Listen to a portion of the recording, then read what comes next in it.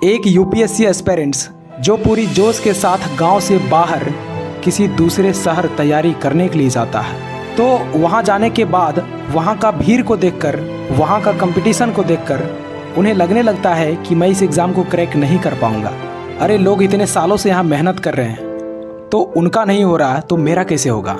तो अगर आपको भी ऐसा लगता है तो इस कहानी को पूरा ज़रूर सुनना। इस कहानी को सुनने के बाद मैं गारंटी के साथ कहता हूँ कि आप अपने लाइफ में सफल ज़रूर हो जाओगे।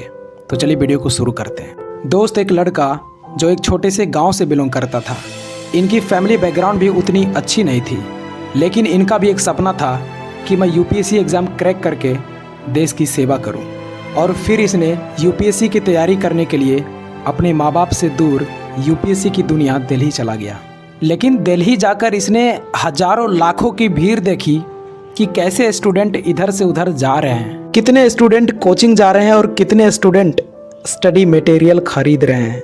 और ये सारे भीड़ यूपीएससी एस्पिरेंट्स का ही था। ये सब देखकर ये हताश हो गए, ये घबरा गए। ये इतनी भीड़ को देखकर, इतने कंपटीशन को देखकर डिप्रेशन में चला गया और इनके दिमाग में सिर्फ नेगेटिव बातें चलने लगी। इसे रात भर नींद नहीं आने लगी। ये यही सोचने लगे थे कि ये लोग इतने सालों से मेहनत कर रहे हैं और इनका सिलेक्शन नहीं हो रहा तो मेरा कैसे होगा। अरे मेरी तो बैकग्राउंड भी अच्छी नहीं है।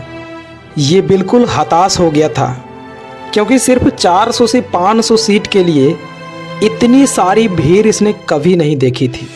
और ये बात हर नए एस्पिरेंट्स के माइंड में आता ही आता है। लेकिन फिर कुछ समय बाद इसने ठंडे दिमाग से सोचा कि अगर मैं यहीं से लौटकर वापस चला गया तो ज़िंदगी में मैं कभी भी आईने को नहीं देख पाऊंगा, क्योंकि जब मैं आईने को देखूंगा तो उसमें मेरा चेहरा नहीं बल्कि एक फेलियर दिखेगा। उसमें ये दिखेगा कि मैं डरपोक था, डर की वजह से मैं तैयारी नहीं किया। और मैं अपने माँ बाप से बोल कर आया हूँ, उन्हें सपना दिखा कर आया हूँ कि तेरा बेटा आईएएस बनकर ही लौटेगा, तो मैं बिना आईएएस बने कैसे चला जाऊँ। ये नहीं हो सकता। दोस्त, फिर इसके अंदर यूपीएससी क्रैक करने का जोश आ गया और इसी सोच के साथ तैयारी करना शुरू कर दिया। और इसने पूरी मेहनत और डेडिकेशन के साथ तैयारी करने लगा। और दोस्त, तैयारी करने के बाद जब इसने एग्ज़ाम दिया तो अफसोस, इनका प्री एग्ज़ाम ही क्वालिफाई नहीं हो पाया। और इसे एक बड़ा झटका लगा और सोचने लगा कि जिस एग्ज़ाम को क्लियर करने का सपना लेकर आया था और इसका पहला ही एग्ज़ाम में मैं फ़ेल हो गया। और दोस्त, जब ये फ़ेल हुआ ना तो इसके घर के आसपास वाले लोग ताना देना शुरू कर दिए। वो कहने लगे कि तेरे बेटे से यूपीएससी नहीं निकल पाएगा, तुम क्यों सपने बड़े देखकर यूपीएससी की तैयारी करने के लिए दिल्ली भेज दिया, उससे कुछ नहीं हो पाएगा। दोस्त, ये सब देखकर ये लड़का पूरा टूट गया और फिर इसने खुद से कहा कि कोई बात नहीं, अपना टाइम आएगा, मैं एक दिन यह ताने को तालियां में बदल कर ही रहूँगा। और दोस्त, इसने इस साल किए गए गलतियों को सुधार करके दुगनी मेहनत के साथ तैयारी करना शुरू कर दिया। और इसका परिणाम यह निकला कि इसने प्री मेंस अपने दूसरे ही अटेम्प्ट में पास कर गया और अब सिर्फ इसका इंटरव्यू ही बाकी था। लेकिन जब यह इंटरव्यू देने के लिए जा रहे थे तो इनके माइंड में सिर्फ नेगेटिव थॉट ही चल रहा था कि यार अगर सिलेक्शन नहीं हुआ तो क्या होगा, अगर मैं जवाब नहीं दे पाया तो क्या होगा। मतलब इसे खुद के ऊपर भरोसा नहीं रहा था। इसने अपना सेल्फ कॉन्फिडेंस खो दिया और इसने जैसे तैसे करके नर्वस में ही इंटरव्यू दे दिया और रिज़ल्ट का इंतज़ार बहुत उम्मीद के साथ कर रहे थे, ये सोचकर कि चलो इंटरव्यू तो ख़राब गया लेकिन कोई न कोई छोटा पद तो ज़रूर मिल जाएगा।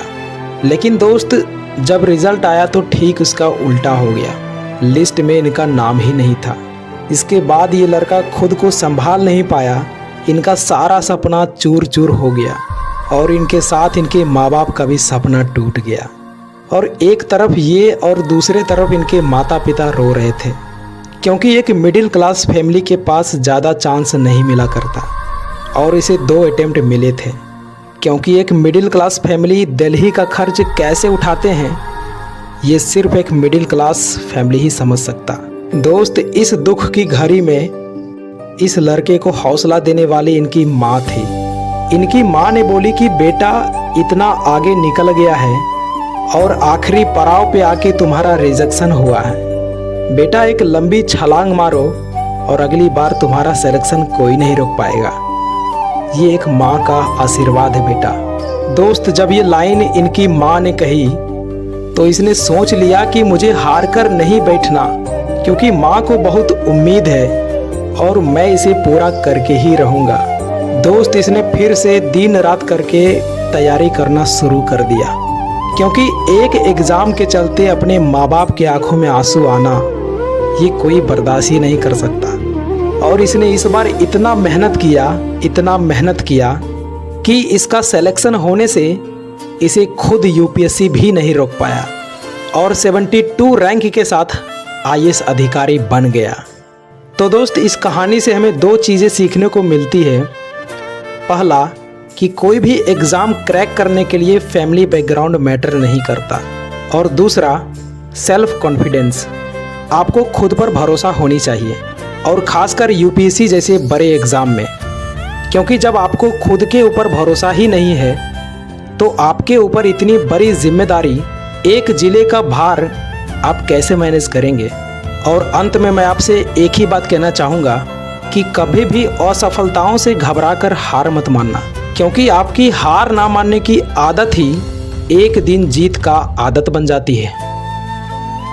तो ये इंस्पायरिंग स्टोरी आपको कैसा लगा कमेंट सेक्शन में ज़रूर बताइएगा। एंड अब पूछेंगे इनका नाम क्या है, तो इनका नाम है दिलीप प्रताप सिंह शेखावत। तो आई होप ये स्टोरी आपको पसंद आया होगा, एंड पसंद आया तो एक लाइक कर देना, चैनल पर नए हो तो सब्सक्राइब कर देना। मिलते हैं अगली वीडियो में, तब तक के लिए जय हिंद, वंदे मातरम।